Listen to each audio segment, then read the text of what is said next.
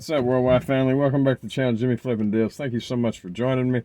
I know the videos here lately are a little sporadic, but that's what I got at the moment. So I hope y'all are doing good. I hope sales are going well. I hope they're just chiming off. I hear a lot of chatter on YouTube about slow sales and whatnot, and I think it's a common thing. So I wouldn't overthink it too much. I know, as a matter of fact, yesterday, for those, let me back up. For those that don't know, I have been doing a little sideline work here to supplement as of recent, and about 2 or 3 o'clock in the afternoon, I'd only made like $5. Matter of fact, as far as the reselling part goes. For those that are new, I am a part-time to full-time reseller that buys, sells, flips things for a profit on places like eBay, Amazon, and whatnot. And as of yesterday at 2 or 3 o'clock, I had only made about $5 on the resale front. And things kept happening. I kept getting calls. I kept getting distractions. I was trying to enroll in this new thing, new Amazon shipping service, VQuo or something. I'll tell you a little bit more about that here later. But that took an hour and a half or so of my time, and the phone calls and orders coming out from the night before. I am running a little bit behind, so I was working on that. And I'm going, man, I remember talking to my family. I said, I've only made $5 for the day. I've got to go. Like, I've got to get off the phone. I've got to work, right? And anyways, I did not even get out to my sideline gig until right at 6 o'clock. And I thought, there is no way that I am going to make enough money on my side gig to pay for the day. And I insist on every day paying for itself. If not, I actually keep a tally. That's what it takes for me to survive on the base element of it, right? But anyways, and I'm talking to God, right? And I said, I'm whether or not, and I'll share this with y'all because I think it's important. Whether or not it happens today, I know you got me covered. Period. So whatever, right? I'm just gonna go out. I'm gonna do my part. I'm gonna get out here. I'm gonna make this money that's available to make, and that way I'll know I've done everything I can do. But needless to say, the sales just started chiming off. I mean, cha-ching, cha-ching, cha-ching. And before my sideline gig was done at midnight, so 6 hours worth of work, not only had my business made about 3/4 of what I needed to make, but my sideline gig in and of itself was about $6 short of making everything that I needed to make for the day. So actually I ended up way up for the day. It was a bit of a miracle, and I want to share that with y'all. So I was happy to see that, and I said, well, God, I was trusting that you would do it, period, but I didn't necessarily expect it to happen today. So thank you for that. That was super cool. But I got to give it to Amazon in part. Over the last week and a half or so, they typically don't make up 1% of my sales. They're almost non-existent for me. And in the last week and a half or so, I've sold almost $1,000 there. So it's kind of strange how that works out. And at any rate, it's nice to see that money come in, because about 30% of that's profit, and by far it's not near what I need in order to take care of myself, but it does help. And from a source that I only normally sell 100 a month, to go from 100 a month to 1,000 a month is awesome. They did send me a deal yesterday about, I think it's called VQuo, where they were spouting 5% back, and their rates, which are awesome. They're the best in the industry. I can't find anybody that can compete with the prices that Amazon has negotiated. But case in point, they said they'll even give you back 5% for the first 2 months. And I'm thinking 5 points plus what my credit card gives me. There's another 2 or 3 points, right? So 8 cents a dollar I'm saving on shipping for the next couple months, and then up to 5% after that. So up to 8%, 7, 8%. After that, plus, oftentimes Amazon is 50 cents to $1 per package. You multiply that times 500 packages a day, or a day, I wish, 500 packages a month, 3 to 500. There's money there, right? And not to mention the points, like I say.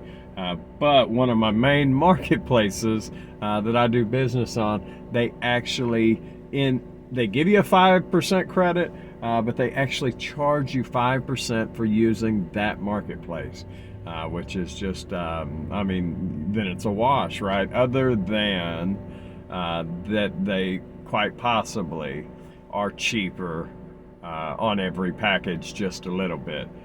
But part of that goes with it is you also have to sign up for their professional plan, which I do not. I do the dollar per sale at the moment. I hear you can make more if you do it the other way. I do agree with that a little bit. I had started originally with the $40 plan, and I know they let me list more things. Less things were restricted when I had the $40 plan as opposed to the dollar per item plan. So on that, but it may ultimately be a wash, and I'm just not gonna change the way I do things necessarily for a wash. That doesn't make sense. But I look forward, if Amazon would ever gain some momentum where I'm doing 30 or 40 transactions a month with them, and I can then change that shipping platform may be available for all of my other things, but to pay the $40 a month that I'm not paying now just to get 5% back and maybe 50 cents to $1 a transaction doesn't make sense at the moment. But I was happy about the sales that they did do over the last couple of weeks, because that was awesome.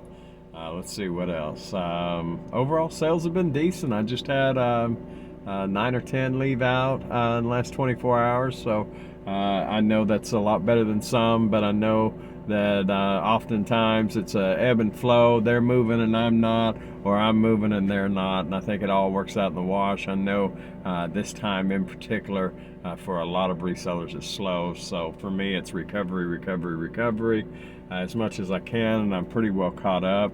However, today marks the first day that I actually found any clearance, because I am retail, any clearance at all at the store worth buying for 2024. So now that that's down the hatch, I do have, and there's a lot that's so close. So it is about time to do a shopping trip. So it'll be nice to see that.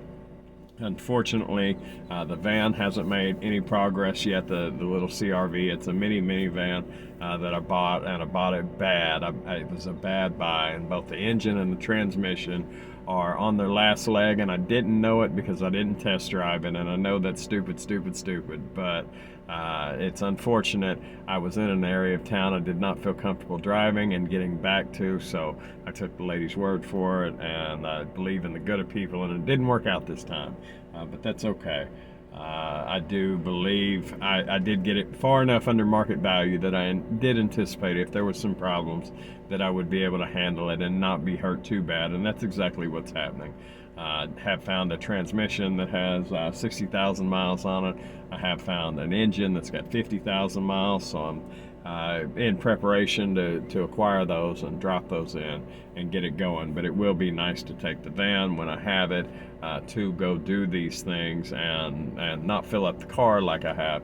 Plus, it'll give me a chance where I can actually work on the car maybe a little bit and get the headliner back and the doors together. And there's several things that between my business and my side business and my insistent pushing on myself that I just haven't had time to put back together. Like, I've got all the pieces, I just got to put it together. Case in point, I need new headlights to get my registration done because the old ones are cracking from age and heat and whatnot, and I've got the headlights sitting on my doorstep for the last 3 days, and today was above 60, supposed to be, but it still felt chilly and I didn't feel like doing it. Plus I had a decent amount of orders. Matter of fact, I had one that I can't even count right now. It's too big to count. A pair of Nike Shock Neymar Juniors that I bought from Japan. They came over about a year ago, and I paid right at $210 for them.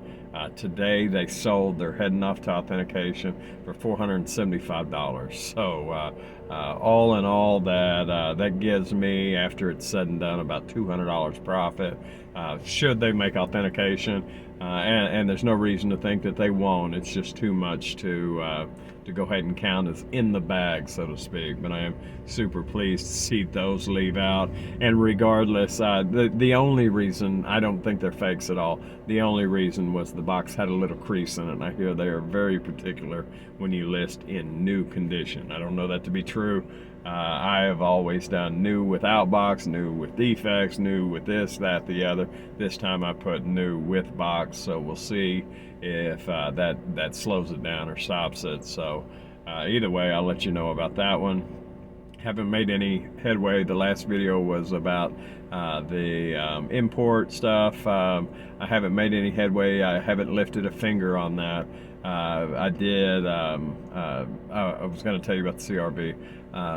I went down the other day, yesterday, the day before, to get the title done, but the person that sold it to me had skipped the title. They weren't the original owner. They were signing off on it, and I noticed at the point of sale, I said, hey, you know, that says October 2023, and they turned the October to a December 23, a 12/23, and it looked pretty clean. I said, well, okay, whatever. She already had my money, and I really was tired of looking, so I did it.